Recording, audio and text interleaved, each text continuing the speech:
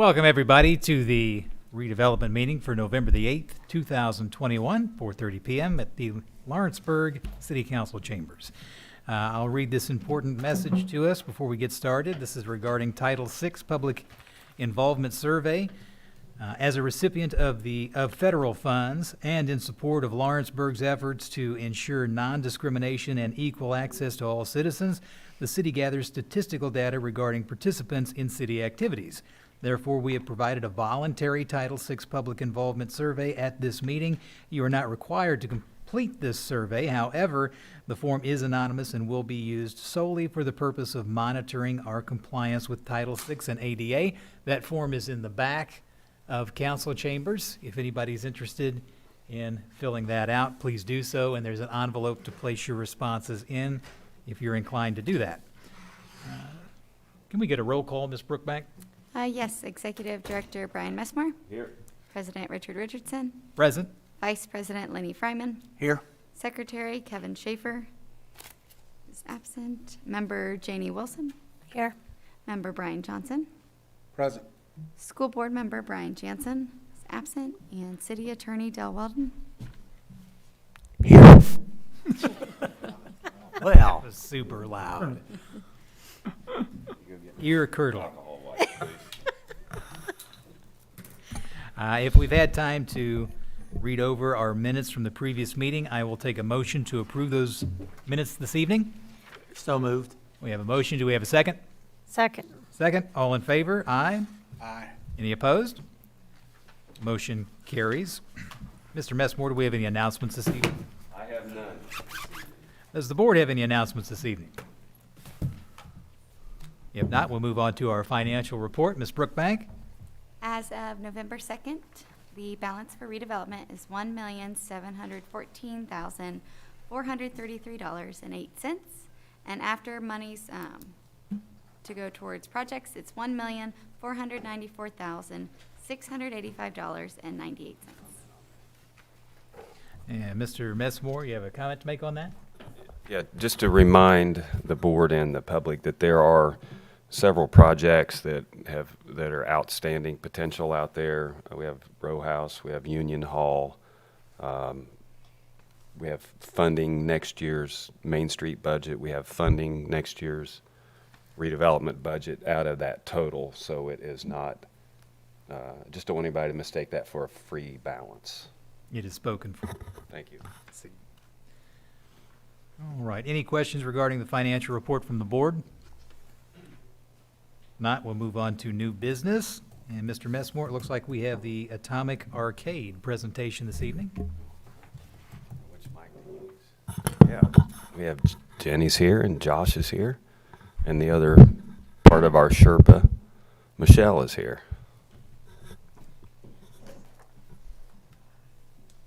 Okay, well, so thank you very much. Can you hear me? I can't hear myself. I can hear you. Okay. So thank you very much for having me back. I appreciate that. Welcome back, Kelly. I'm getting to be a regular occurrence here. Again, want to tell you how incredibly grateful I am on behalf of the local businesses that have been helped through all of the programs that Lawrenceburg Redevelopment supports. Again, I was looking at that information today, and once again, super impressed with that. So thank you very much.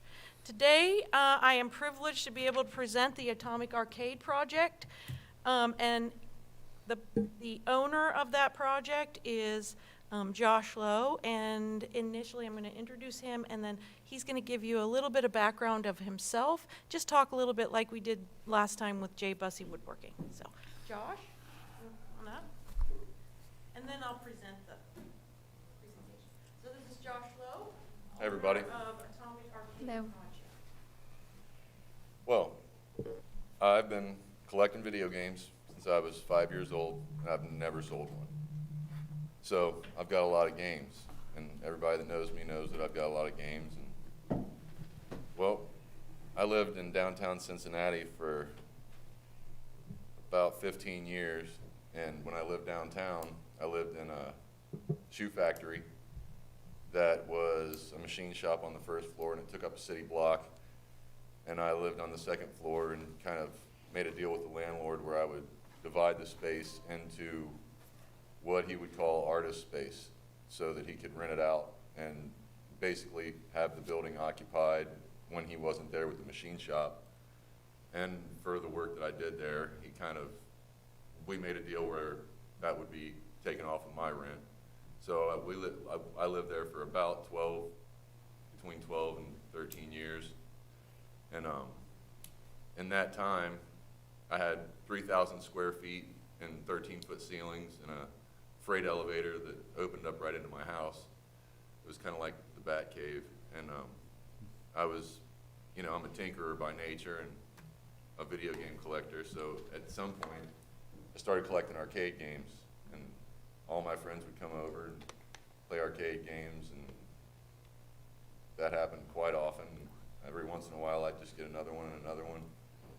And I got about 18 games now, video games, and 6 pinballs. And when I open this place, I want to have at least 10 pinballs and probably 20 to 23 arcade games, because that's about what I've got room for. And my whole family, growing up around the games, like we go to arcades all through the tri-state. My whole family is ranked pinball players in the IFPA, and we play in tournaments all the time. And we'll have tournaments at this place as well. And one good thing that I've noticed, and I'm friends with, the other arcade owners in the tri-state, and Jesse Baker, he opened his first one. I think it was last year was his 20-year anniversary, and I've known him ever since then. And you see, there's a community that generates around a place like this. And I after moving back here, when my son was in the 2nd grade and my daughter was about to start kindergarten, we moved back here so we could have a yard. And I live on Front Street. My backyard is the middle school's front yard, so they walk to school. And the address for the arcade is about a 4-minute walk from there, and that's another plus. But I just think that what a place like this brings is you can't tell it to somebody until you see it happen. But it's a place where people can take their kids, like I do often, and it's a place where I'm going to have 21 and over after a certain time. I'm thinking like 8 or 9 o'clock, but the kids can go there after school, and they can hang out there. But I'm going to have the games on free play, so you pay a certain amount, you get a bracelet, and you just play games until you're done. That way nobody's fishing quarters and all that good stuff. And if you want to, you sit down and you finish a game. It's a pain sometimes. Back in the day, you gotta get changed in the middle of your game. Oh, you gotta start over. Well, if you're sitting there and the game's on free play, you can finish a game. That's a cool thing that if you've never done it, it's fun to do. And I don't know, it's just the community that comes up around a place like that, I think is, there's an audience of people that I think just don't go out, because if the only thing there is to do when you go out is drink, there's a certain section of people that just don't go out. Well, if there's something to do instead of just drink, I think that I get those people to come out the house, because I'm one of them. And I've been going to places like this for a long time, and I think that this place would like a place like it. And that's pretty much the deal. Thank you. So my experience with arcade games is really only pinball. I go occasionally to Chattanooga. My daughter goes to school down near Chattanooga. And we went down to Chattanooga, and they have this place called it's a pinball museum, and I'll go in there for 2 hours, all of us, me, my husband, and my daughter and her friends, and we go in there and we just play. And they're games from all ages, all times, and it's very fun. But anyway, that's my only experience with games. But today, we're here to talk about the Preferred Business Grant. So this is an application for the Preferred Business Grant, specifically from Redevelopment. We were on Friday in front of the Economic Vitality Committee, also presenting an application for the Small Business Action Grant, which is a $7,500 matching grant. And also, Josh will be applying for the signage and awning grants once he finally decides on what that's going to look like, what that sign's going to look like, and he can get that estimate. But just so you know, that's what we have been applying for. His background, he talked about his background, so he's an avid game player, has been that way pretty much his whole life. He is a vintage game enthusiast, and he has played all over. He plays in tournaments as far away as Louisville, Indy, and Cincinnati. Again, he and his family are ranked players. I don't know what that means. I mean, I do know what that means, but I don't know how high their ranks are. You'll have to talk to him about that. And the thing he didn't mention is that he has at least 15 years of experience in the restaurant industry. So he's worked in restaurant, he's worked in construction, and his habit is game playing. The legal structure for this business will be a limited liability company established in the state of Indiana with Josh as the sole member.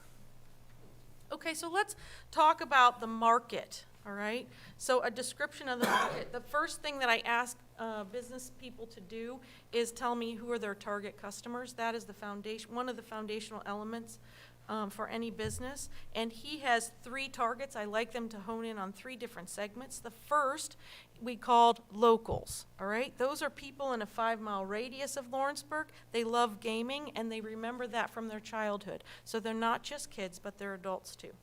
The second group we called tournament groupies. They play tournaments all over, specifically Cincinnati, Louisville, and Indianapolis. They're willing to travel and come to wherever that tournament is being played. So that would mean that they would be coming from out of town to Lawrenceburg.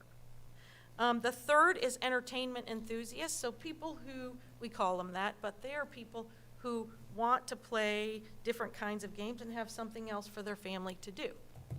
All right, they like games and they like themes to restaurants. Okay, I pulled different kinds of market research, specifically around the industry, and this was a quote from Ibis World about the industry. Spending on entertainment has been particularly strong amongst young adults to the benefit of the industry, meaning the target here is millennials and young adults, right? The target that we want to get coming to Lawrenceburg. All right, within a 5-mile radius, we have 20,200, just 5 miles, okay? 20,276 people within that 5-mile radius. If just 10% of that market, which is 2,028 people, spends $20 every other month, that's $40,560. That means 10% of the population can come in one time every other month and play for him to break even. All right, so the second thing, so first thing is target customer, right, as a foundational element. There's 2 things in the foundation. The other thing is value proposition. Value proposition is that thing that you do differently than everybody else who's doing what you do.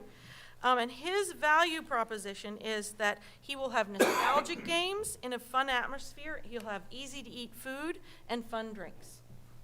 Okay, we're gonna dive into the details a little bit of that here as we go forward. But first, inherent in that thing about value proposition is knowing what the other people are doing around you. And I ask them to tell me who are their top 3 competitors and what are their SWOTs, strengths, weaknesses, opportunities, and threats, okay? So his top 3 are Captain's Tavern, Proof 124, and Strong's Pizza. So Captain's Tavern, big things about Captain's Tavern, right? It's a great location, right? They have a good environment. Their weaknesses are basically they don't have any entertainment in there aside from drinking, right? The food is a little bit weak. So his opportunity is to offer entertainment options, which is what he wants to do. Proof 124, very similar, right? great location, good food with mass appeal, right, but no entertainment. Right, so that's the one thing, aside from what's happening in the park, right, there's no inherent entertainment. So again, one of Josh's value propositions, really offering entertainment, is a strong opposition to those competitors. And then if we go to Strong's Pizza, same thing, right? Great food, great location, great mass appeal, but no entertainment option. And one of the things in Lawrenceburg that we have, at least as the Sherpa team that we've diagnosed, if you will, about Lawrenceburg is we're looking for more entertainment options, right? We're starting to get good restaurant viability, right? And we have we're starting to get walkability, but retail and entertainment are things that we're looking for. Okay, any questions so far? That's the market in a snapshot and competitors. Okay, so we're going to move on to the products and service description. All right, so we talked about the food. The main thing here is the entertainment, right? It's the games. I did put some pictures in the presentation of the games a little bit. The food was easy to eat food, right? They can carry it around as they're playing games. Mainstay of the food is quesadillas. In his menu plan, he has all different kinds of quesadillas. So easy to make, right, and easy to serve. He will have sodas. He'll also have some merchandise t-shirts, and then he's going to have beer in a can, all right, and some frozen slushy drinks. One, at least, he'll have is a margarita frozen slushy, and then he'll have 2 other non-frozen slushies. And then the last place where he's driving revenue is, of course, the free play.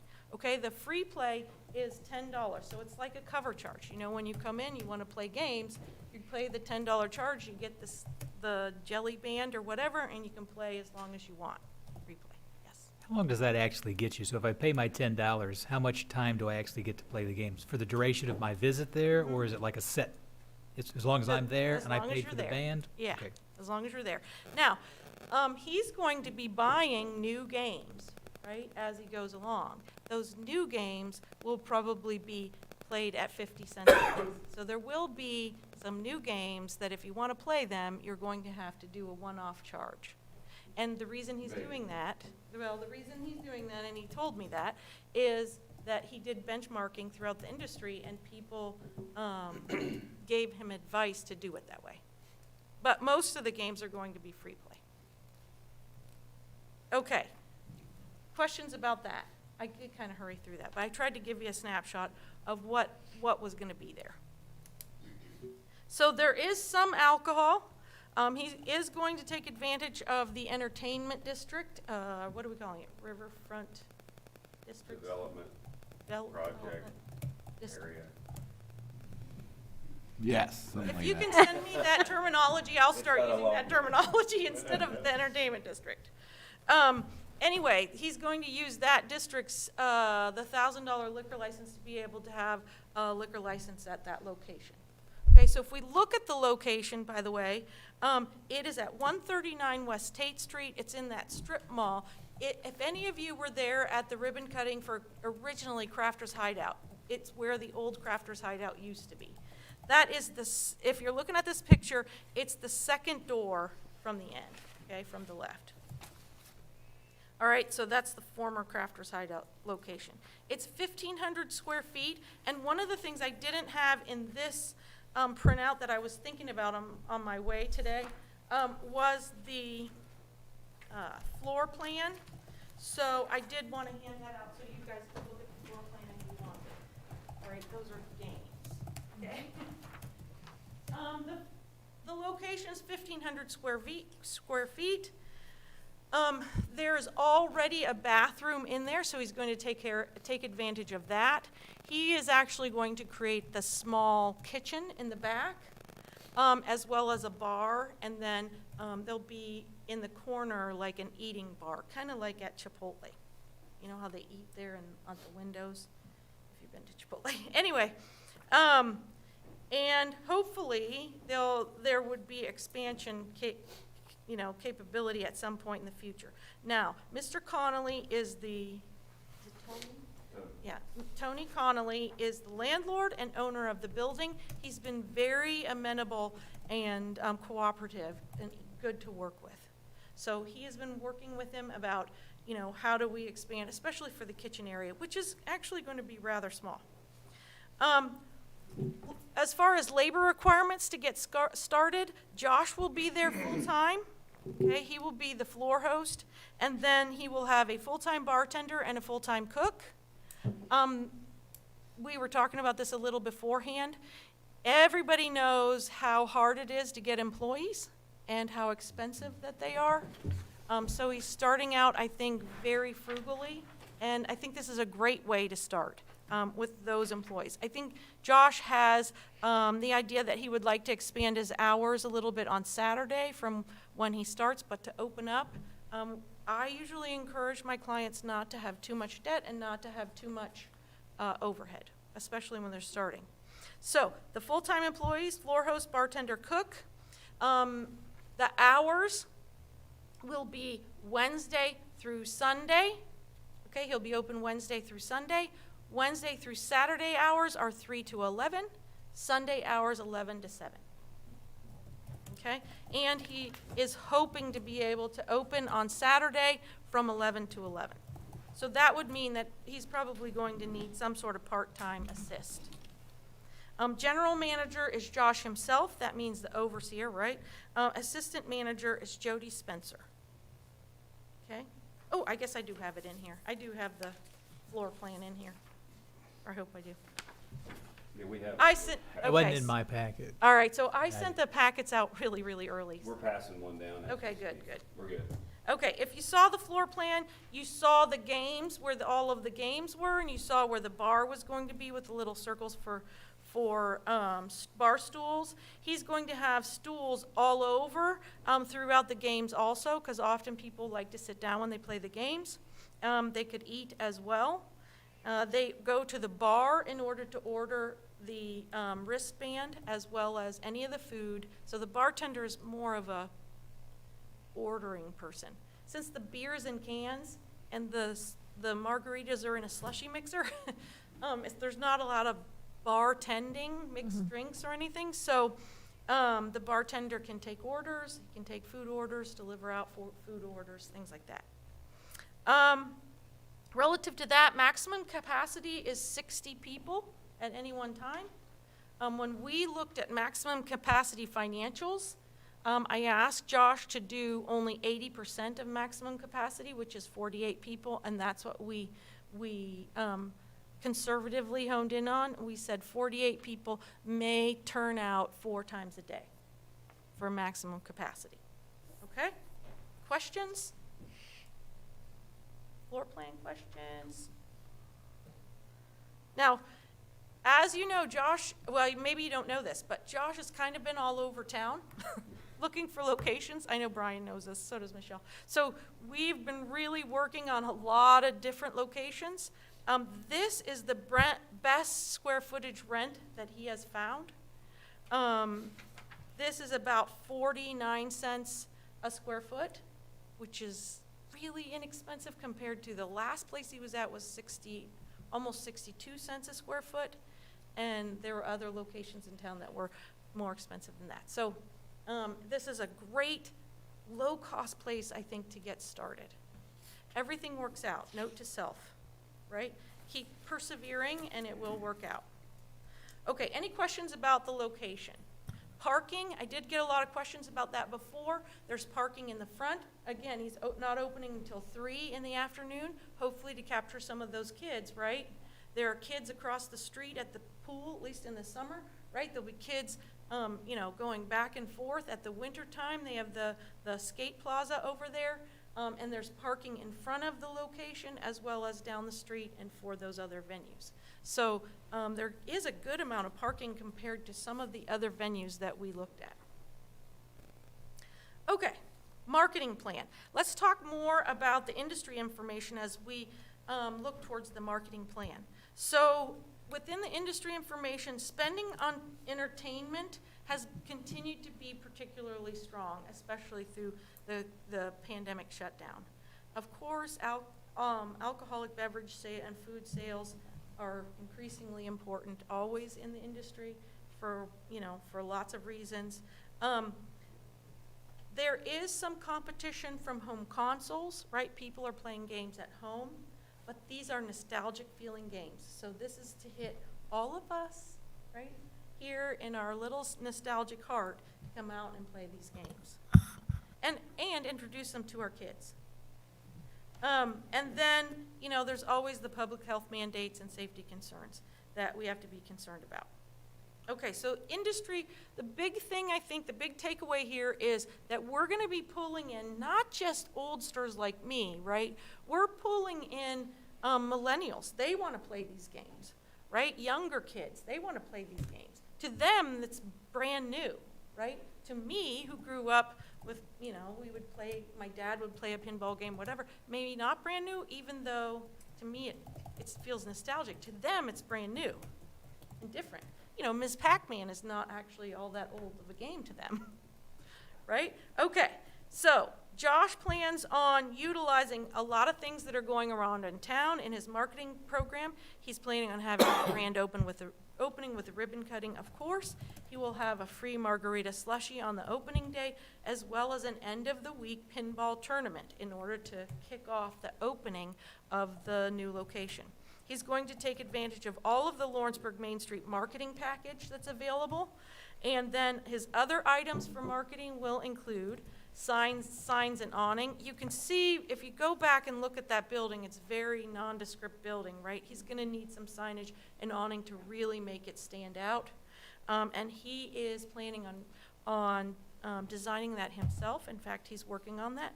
He's also going to have a website created in order to anchor his marketing, and then he'll have a good social media following in general because of this tournament play, right? Tournament play is, you can imagine, that's social media driven. Okay? All right, now we're going to launch into the financial analysis. He is going to be having approximately $86,000 invested in the fixed asset side of the purchases. Mostly that's in remodeling costs, specifically to put in the kitchen, and that's why we're here. One of those things is the grease interceptor, right? This 1,000-gallon grease interceptor, that is in leasehold improvements, and that's a big part of what's driving the cost. And then some equipment purchases. Specifically around the kitchen, that would include the refrigerator and those kinds of things. Okay? Relative to operational purchases, which, you can't get a loan for operational purchases, but those purchases then are things that come right out of your pocket. The thing that's driving this, two things that drive the cost of those operational purchases, which are tangible items, right, or inventory, is, number one, inventory on both supplies, specifically around food and beverages, and then he's going to have biodegradable plates and napkins, things that you serve it on. That's driving it, and then the liquor license.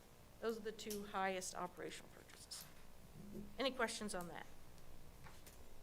Okay, if we turn the page, just to look at where is that money coming from, approximately $20,000 of that is going to be his own money as down payment, right? He's hoping to get the Small Business Action Grant, which is the $7,500 matching, as well as he would like to get the $25,000 preferred business grant from the redevelopment group today.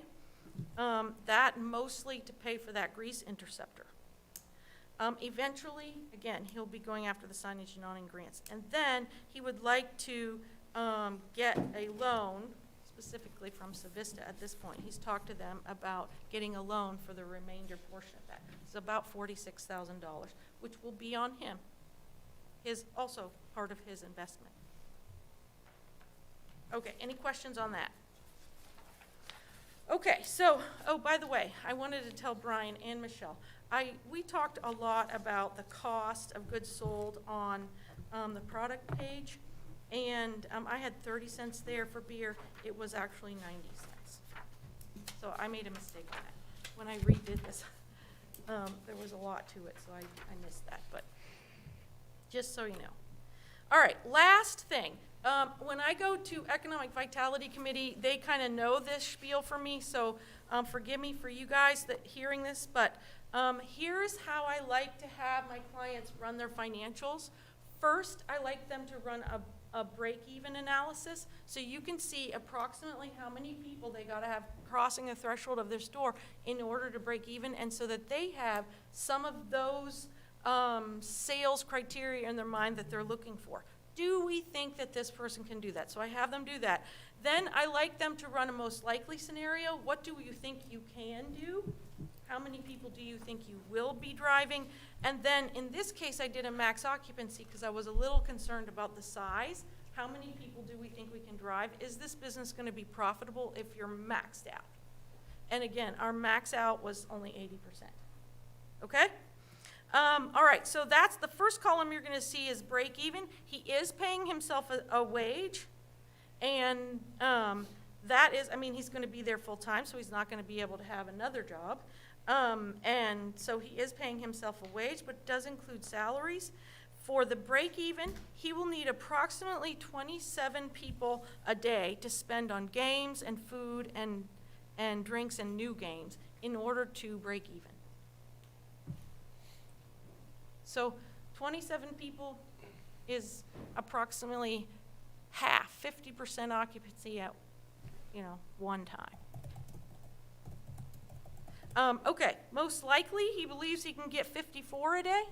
If he does 54 a day, you can look at the bottom there, he's going to be, he has the potential to have a very nice income for himself, which is what we want, okay? We want people to be successful, and the only way they can be successful is if they can make a nice income that they can live on, okay?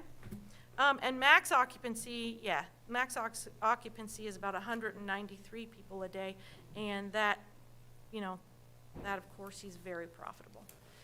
I see him expanding at somewhere before that, way before that, actually, way before he gets to max occupancy. So, okay, any questions on that? I have a question. So you compete in these tournaments and you go to these similar to the Atomic Arcade. Is it mostly in the big cities or do you go to like smaller markets, that, like similar to Lawrenceburg? Actually, it's usually Indianapolis, Newport, Cincinnati, sometimes Hamilton. It's mainly, I guess, bigger than Lawrenceburg. Yeah. But Hamilton would be, obviously, that'd be they're a lot much larger than us, but still, I mean, similar. similar. So my question would be, do these arcades even exist in smaller communities? Because I cover 6 counties, right, in every stinking small community, and I don't know any in 6 counties. I could say at the Lawrenceburg Community Center, we had a pinball machine. We had to get rid of it because it stopped working, but we got a new one. It gets a lot of play. I mean, so people come down there just to play the pinball machine. We had one guy that was coming down there just we had a Simpsons pinball machine. He would come down there, play it all the time. We just got our new Houdini machine. You did? A lot of people, it's a nice machine. I played it, I liked it. We just recently got an American pinball machine down there. I'll give us a little plug. It's the Houdini Ooh. pinball machine. Oh, it's awesome. So super cool, but you can't keep the kids off of it. They were down there just in a line waiting to play it when I came down here, and then you get adults. It is, and they were telling me they designed it that way. It's a moderately hard machine. We got a Hot Wheels coming as well. That's a good one too. But that's my plug for us. If anybody wants to come down to the community center, check us out. We're gonna have those games. But they do get quite a bit of play. People Wasn't time to advertise, Richard. What's that? Wasn't time for advertising. I know, sorry. I will say this, my favorite game, Star Trek Next Generation pinball. That was my favorite game. It has all kinds of stuff going on in there. That's all I have. Any other questions? I think you're in a good area right down there. You got everything going on, yeah. Everything. I've never driven past that without seeing. Where all the kids hang out. Walking up and down the street. Yeah. People walk to the dollar store. Oh, yeah, I agree. Skating rink too. Bowling alley. Bowling alley. Kind of Throw has in that, the Eagles as well. You got the Eagles over there. They get tired of being there, they can just walk, what, half a block down to this guy and, About 100 yards. Mm-hmm. Kind of along the line of Blacklist, right? That vibe. Oh, actually, Joe's given me, I told Joe to save, whenever somebody takes a skateboard apart there, I told him to save back all the busted up, used skateboards, and, I got a stack about like this. I'm gonna clear coat them, and take a hole saw, and I'm gonna cut 4 holes in them, and where the skateboard trucks mount to the skateboard, I'm gonna bolt them to the ground in between each game, and I'm gonna put stainless steel cup holders in them, so I'm gonna have skateboard cup holders. Oh, that's neat. Pretty, pretty neat. that is too cool. Yeah, I like that. Well, once again, thank you very much for allowing He me wanted to give me to. new ones, but I don't know if I can cut up new skateboards. And hopefully, I will be back again soon. We always enjoy seeing you because you always bring these great Great opportunities. opportunities to us. Thank It's you. wonderful. Thank you so much, Jenny.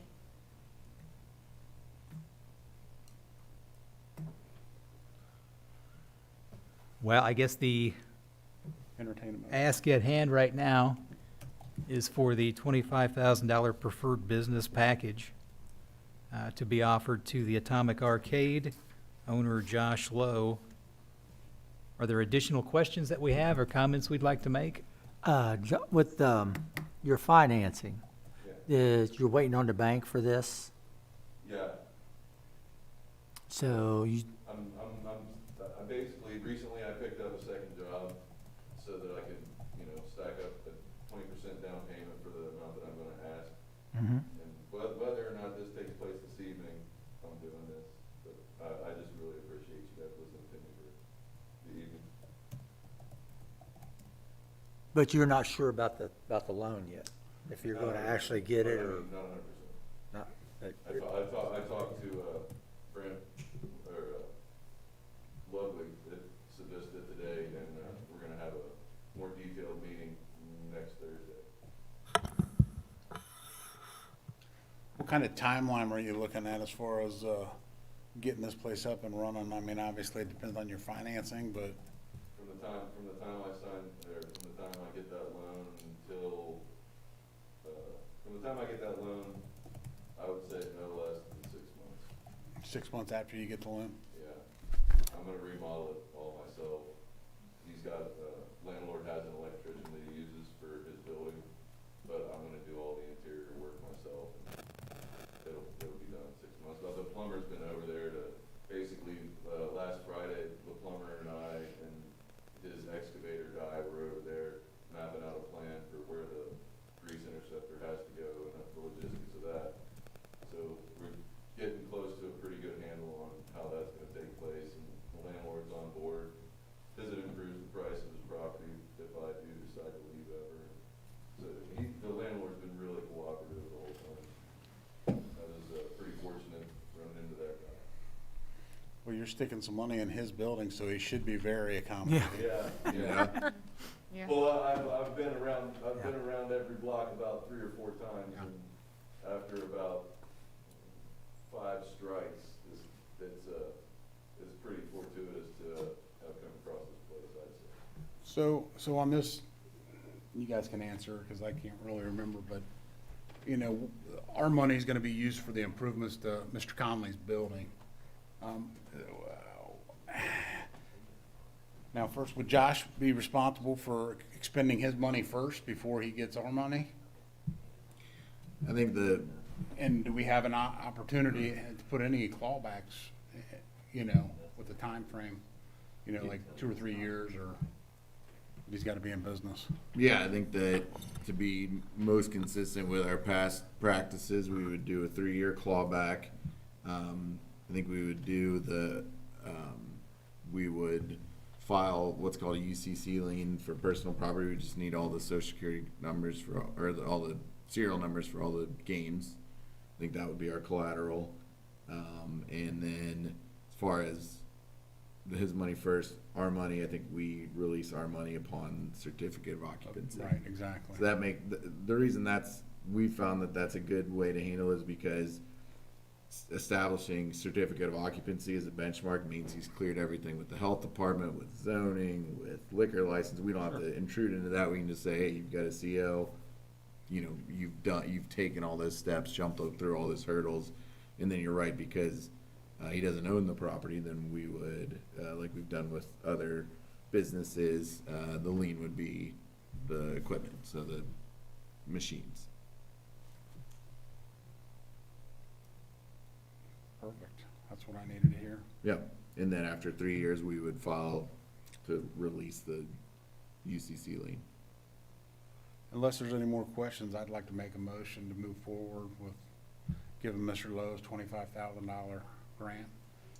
You know, obviously working with Dell to put together some language so we could, you know, move forward.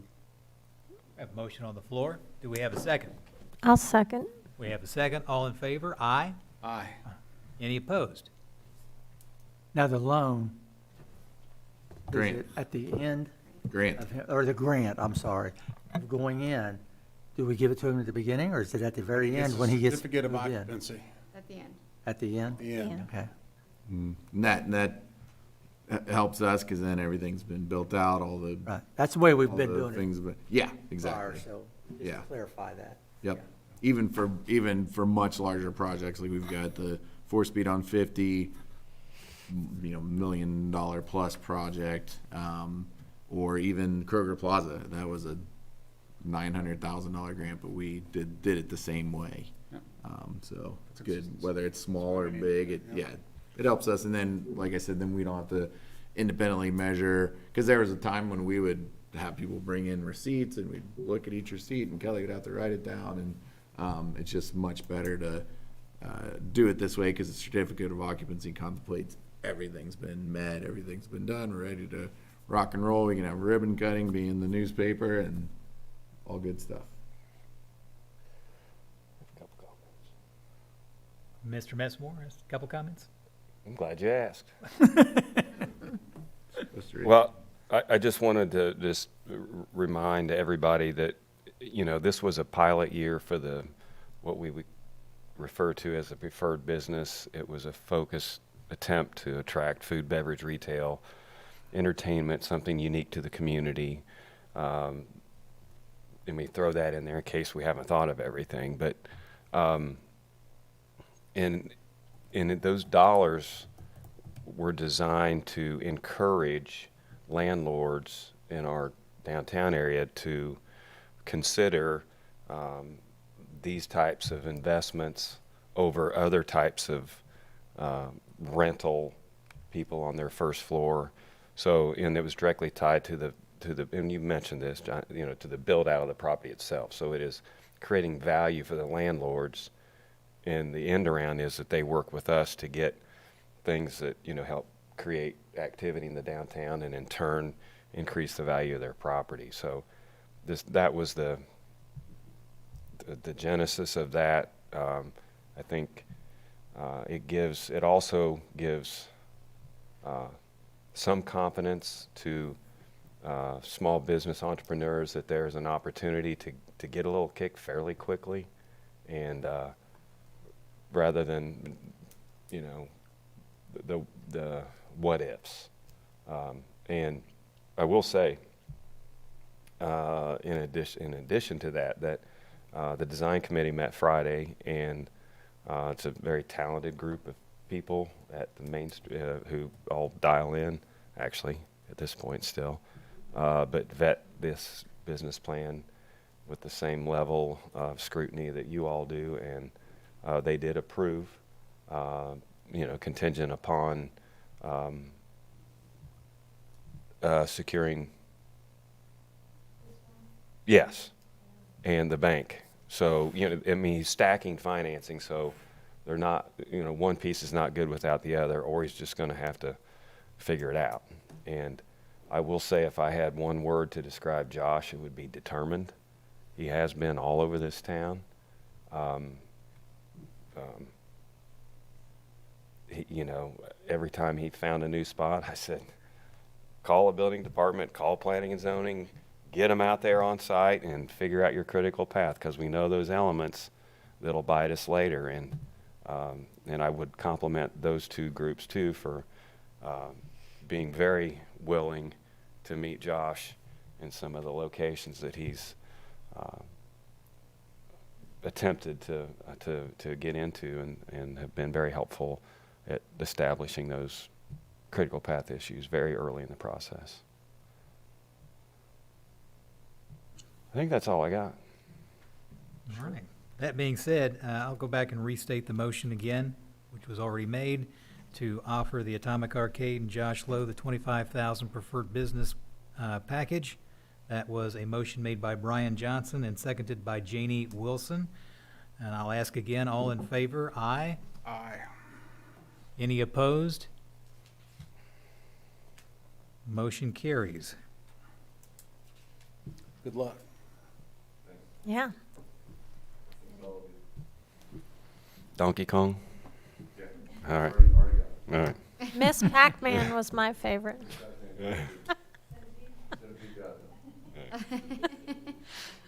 All right. Off to a good start. I do have a Tommy pinball wizard machine that I picked up in Cleveland just last Friday. That was rented by one Roger Daltrey when the Who did a show in Cleveland. I don't have photo proof of it yet, but I'm working on it. Nice. I got 2 vouchers that said this took place, because the guy that owned it before the guys I got it from, it's only been owned by 2 people. And the first guy that owned it ran Ohio Valley pinball rental, or amusement rental.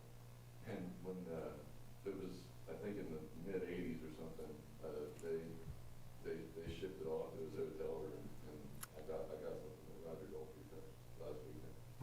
Wow. Cool. And he's on the back glass with Dan Margaret. That's cool. All right. Well, if there's no more new business, we will move on to old business. Director Messmore, we have the Main Street report up first.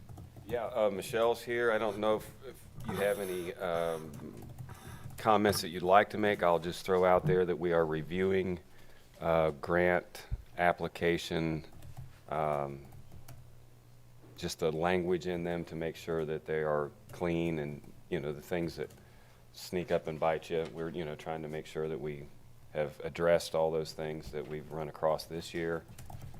In addition to that, I may suggest a work session to just look at the Main Street grant programs that we do. There's a lot, and I don't know, we need to decide if we want to continue the ones we did next year, that we did this year. As I stated earlier, there's some fairly big potential projects out there. We may need to discuss, if, for example, if one grant has run out of money, that we, do not resupply that because of, the budget and things that we have in the future. So I just think that might warrant a work session to have a healthier, in-depth discussion about that. It's a great program, but I think that would benefit all of us. I agree to reevaluate sort of what kind of grants we want moving forward. I think the grant report that you have now, I went ahead and added like 20, since the inception of the grant program, the number of grants that we've done each year. So you should be able to see that every year the grant program is better utilized by the community, and I think Oh, yeah. we as a group we're getting better at getting the word out there and getting the right businesses in the county. Yeah, it's definitely started at 39 and went up to 60. Thank you, because I couldn't, That's- like, I've got all No, these you're old good, ones but that's here. awesome, yeah. But I did like take a minute to quantify the usage of each category Yeah. throughout the years, and you can just see that all the different businesses and just how we're getting more active. Yeah, it's awesome. I think it'd be great if we had a work session Okay. to at least, we can put that out to the community on video, explain some of the grant programs maybe people don't know about, or they have questions about, and maybe they don't want to ask, or they're afraid to ask. So I think it'd be great to have that. So, Ms. Brookbank, would you email everybody and find out a good time? And then we have the Dearborn Plaza. we have an update on that, Mr. Messmore? Yeah, I just thought it was, we've got some information back, and, this is the Dearborn Plaza, the property over by the bowling alley that we had attempted to do tax credit housing, which is independent living, 55 and over, 60 unit, about a $12 million investment. And we went for the $12 million investment in all of these cases would require a 10% match from the local community. If you remember, the property is a portion of that, and then there's a improvements and or cash that can equal that 10%. That's just some, if you remember all that. So we tried the 9%, and we were not awarded the contract. We didn't score enough points. So tonight I'm giving you what the time frame is to do this again. The 9% tax credit application won't be available till sometime in July. So that would be a time to evaluate that application compared to the previous application to wonder or calculate if we think we could score more or less and make a decision one way or the other to move forward on that avenue. The other is a 4% tax credit. Obviously, that creates a bigger gap. We have an opportunity to fill that gap with HUD 202 funding, and that'll be announced sometimes toward the end of 2022. So we have a milestone in July, and we have another milestone in November or December. Bottom line is, you do not need to take any action this evening. I'm going to continue down this path. I'll continue to kick tires and show the property to people who are looking around town, as I always do. But that's the time frame that's going to be required to pursue a similar project to what we've discussed previously. That's an FYI. So that's just information for us Yes. to digest, To think about. digest. And then our final, unless anybody has any questions about that, we will move on to our last item of old business, which are the residential lots. Everybody should have gotten a copy within their packet for this particular meeting, a write-up or a mock-up of what would be a notice, and then our various descriptions of the properties that would be for sale moving forward. Mr. Messmore, would you enlighten us to anything else? Yes, I am These not, documents? I'm not looking for any action this evening. What I have, the first page is just, basically framework for notice, and the second and third page are property descriptions and what I would refer to as generalized minimum development criteria, including the price of the lots. So this is a framework. I'm asking the board to review, submit comments, come in and see me, consult with your realtor, whatever you need to do to get comfortable with how this thing may look in its final draft. I'd like to have those comments before the December meeting and try to incorporate those in what we would call a final draft. At that point, we could get them to obviously legal and put it back in Kelly's hands to, put some commas and periods and make the bullet points and paragraphs when necessary and get it into a format that is presentable for professional advertisement. And again, this is just suggestion at this point. Rough timeline, if we can get all that done and we're all comfortable, maybe advertise in January, look for submittals sometime in March. Then we would have a review process for those proposals and try to get them awarded in May. And that leaves some time for good weather and construction related opportunities.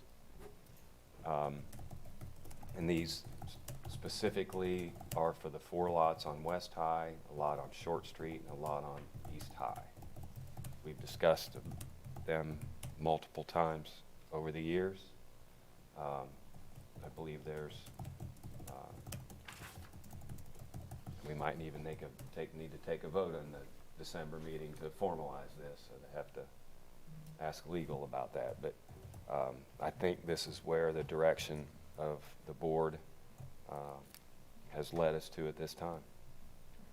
And again, just to throw out there, you know, the general evaluation, because I'm assuming we're going to have competitive proposals for at least one, if not all, of these lots. Of course, there's a price on them. And the price is kind of to try to get back some of the money that we've put in them, whether it's, you know, it's around the demo cost and the appraisal cost kind of figures. And I backed into some numbers, and those are all out for comment.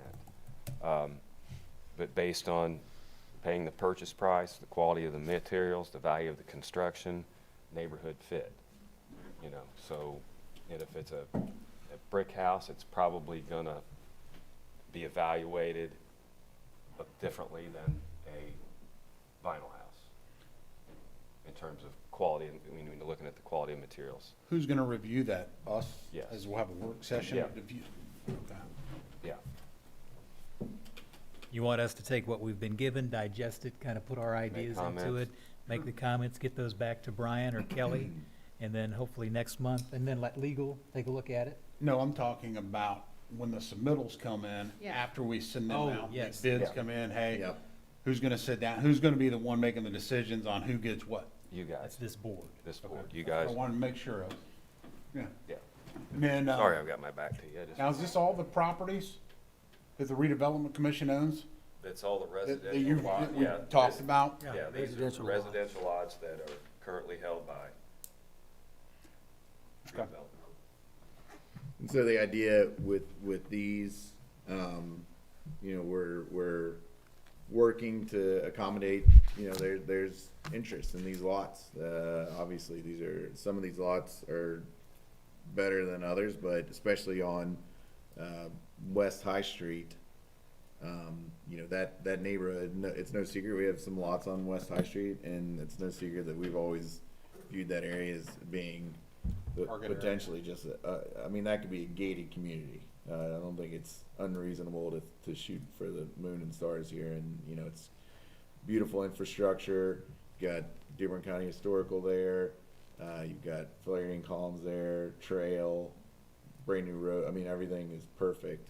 And there's interest in the public, of course, people want to buy these lots, but, you know, I think that you guys have earned year after year the right to continue to be more and more stringent with how we deal with these lots. There was a time, where we'd buy a lot, we'd demo it at our cost, we'd sell it for $1. And that wasn't so bad, really. You know, we were, anybody who was willing to build a new house in Lawrenceburg, you know, we were willing to get involved and help with that process. But this is a much different Lawrenceburg than it was 10, 15 years ago. This is a different Lawrenceburg than it was last year. The bar has been raised by you guys, by city council, by, you know, planning and zoning, by everyone from top to bottom at the city of Lawrenceburg, which should be a great source of pride. When Michelle talks about in her presentation, you know, looking at all the Main Street programs, 2021 to 2022 is just an opportunity to take things to the next level. And you guys, Mr. Johnson, to answer your question, you guys will approve those core structural improvements with the programming generically, but then when things come before you, you'll approve those too, because, you know, that's your job as redevelopment commission. I think now, more than ever, we need to be more selective, building standards, materials. You know, we just have amazing opportunities here that we can and will fulfill. But we can't do things the way we used to. We know we need to take things to a new, higher level, and we'll do that together. Starts with things as simple as grants and siding. It starts with code enforcement and yards, and it's really across the board.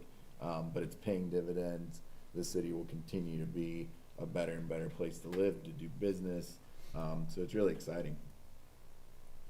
Thank you, Dale. Well said. Any other questions?